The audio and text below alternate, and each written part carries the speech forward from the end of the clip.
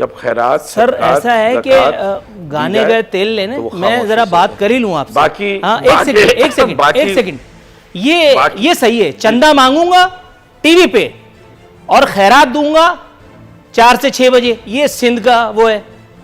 आपका ये है कि कोरोना से लड़ने वाली कौम जो मुफलिसी, बेरोजगारी और पता नहीं किन किन चीजों को झेल रही है, उससे ही चंदा मांग रहे हैं। वजीर आजम कह रहा है इस वक्त तक 190 खिलाड़ियों को हिट विकेट हो जाना चाहिए था। गोया ये पर्चा वो कातिब तकदीर माज़अल्लाह इल्ला माज़अल्लाह के खिलाफ ही काट रहा है कि अब तक ऐसा हुआ क्यों नहीं। इसका मतलब है कि कोई बहुत भयानक सूरत हाल है। सबसे पहले उन्होंने कहा था कि इस महीने के आखिर पे आईसीयू वेंटिलेटर की किल्लत पड़ने वाली है, जिस बात को आज दोहराया है मोहतरम बिलावल भुट्टो साहब ने। उन्होंने भी कहा इल्ला माज़अल्लाह, तौबा इस्तग़फ़ार, मेरे मुंह में खाक, अल्लाह की पनाह, अल्लाह ताला कभी ये वक्त पाकिस्तान और पाकिस्तानियों पर ना लाए कि सड़कों पर लोगों का इलाज हो रहा होगा। इसका मतलब है इल्ला माज़अल्लाह, तौबा इस्तग़फ़ार की ये गोया वही शायद सिचुएशन है जिसमें एक तहरीक इंसाफ का जय्यद पब्लिक रिलेशंस ऑफिसर और नाम नेहाद सहाफी स्क्रीन पर निहायत बेशर्मी और ढिठाई के साथ खड़ा होकर के दरोग गोई के आला तरीन एजाज के लिए अदाकारी करता पाया गया। यह अलग बात के पकड़ में आ गया, क्योंकि झूठ जब भी बोला जाता है पकड़ फौरन हो जाती है। 60,000 अफराद या 61,000 अफराद के कोरोना टेस्ट हुए, जिनमें से 5 लाख अफराद को पॉजिटिव आ गए टेस्ट। यह शक्ल स्क्रीन पर आती है और आवाम समझ जाती है अक्सरियत कि अब ये जो कुछ बोलने वाला है उसका कतई कोई ताल्लुक इस मुमलिकत, इस माशरे या इसका हकीकत से कोई ताल्लुक नहीं है। फिरदौस शमीम नकवी साहब, न्यूजीलैंड की वजीर आजम, जिनका नाम इतना मुश्किल है कि मैं ले नहीं सकता, उन्होंने जो तब्दीली सरकार पर जो खुदकुश हमला किया है इसके बारे में कुछ कहेंगे आप? 20% उन्होंने अगले 6 माह की मुद्दत के लिए पार्लियामेंटेरियंस की तनख्वाहें कम कर दी हैं। इससे पहले मोदी भी अपनी काबीना के अराकीन, पार्लियामेंट के अराकीन की जो है वो तनख्वाहों में 30% कमी, और वो भी 1 साल मुद्दत के लिए कर चुका। सर ये तो रियासत मदीना है, हमें बताया गया था शुरू में। गो के इसको चैलेंज करने के लिए और बहुत सारे इंस्टेंसेस मौजूद हैं, फिर भी यहाँ इस किस्म की कोई शोबदेबाजी इन्वर्टेड कॉमास में क्यों नहीं की गई? रियासत मदीना में जो ये कसूल है वो जो मैंने पढ़ा है, और इसीलिए मैं कुछ इस पे और इसके अलावा बोलूँगा नहीं, कि इस तरह दो कि दाएं हाथ को बाएं हाथ की खबर ना हो। ये न्यूजीलैंड के असूल होंगे, हमारे मुल्क के और हमारे दीन के बताए हुए असूलों में हम ना उसका चर्चा करते हैं जो हम करते हैं इसमें, इस मामलात में। जब खैरात सर ऐसा है कि गाने गए तेल लेने, तो मैं जरा बात कर ही लूं आपसे। बाकी हाँ, एक सेकंड ये सही है, चंदा मांगूंगा टीवी पे और खैरात दूंगा 4 से 6 बजे, ये सिंध का वो है।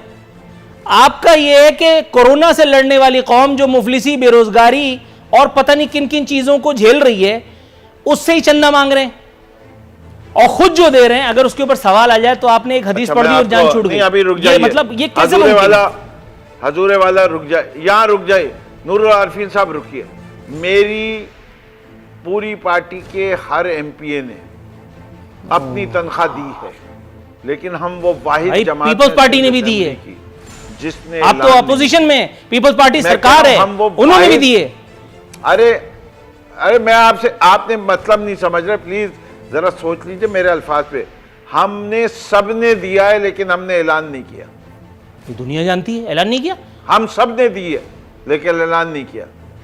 मैं उसकी तो बात ही नहीं कर रहा, ऐलान नहीं किया, मैं उसकी तो बात ही नहीं कर रहा। 1 माह की तनख्वाह मतलब ऊंट के मुंह में जीरा। आप ऐलान करने की बात कर रहे हैं, ऊंट के मुंह में जीरा। मैं कह रहा हूं ये बात और वो बात बिल्कुल अलग अलग है। नहीं सर, आप जैसा ज़हीन और फित्तीन आदमी अगर मेरा सवाल नहीं समझ पाएगा तो मुझे तो रोने के अलावा कोई चारा नहीं है। मैं आपको सूरज दिखा रहा हूं, आप मेरी उंगली टेढ़ी बता रहे हैं, मैं ये सवाल ही नहीं कर रहा। की वजह से बहुत कुछ रोना हो गया। नहीं, मैं ये सवाल ही नहीं कर रहा। यही झांसा मुझे पहले पीटीआई के एक रहनुमा दे चुके, उनका मैंने जो किया था वो तो बड़े मामलात हैं, लेकिन आप जैसा आदमी ये करेगा ये मुझे समझ में नहीं आया।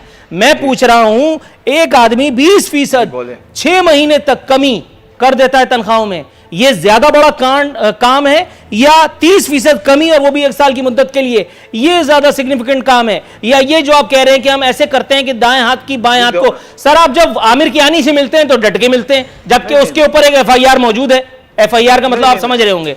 आप खुसरू बख्तियार को जो नवाजते हैं तो वो तो पूरी दुनिया के सामने नवाजते हैं। अरे भाई, अगर आप 1 महीने की तनख्वाह लगाएंगे तो वो 1/12 होती है, 2 महीने की तनख्वाह लगाएंगे तो वो 1/6 होती है। तो जितना ज़्यादा दिया जाए उतना बेहतर है।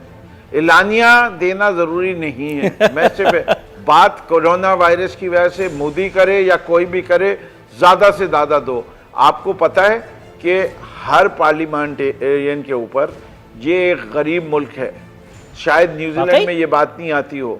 मुझे अपने हलके के अंदर हर MNA MP, यहाँ कुंडी साहब भी बैठे हुए हैं, वो भी मुझसे एग्री करेंगे कि तनख्वाह तो कहीं गई।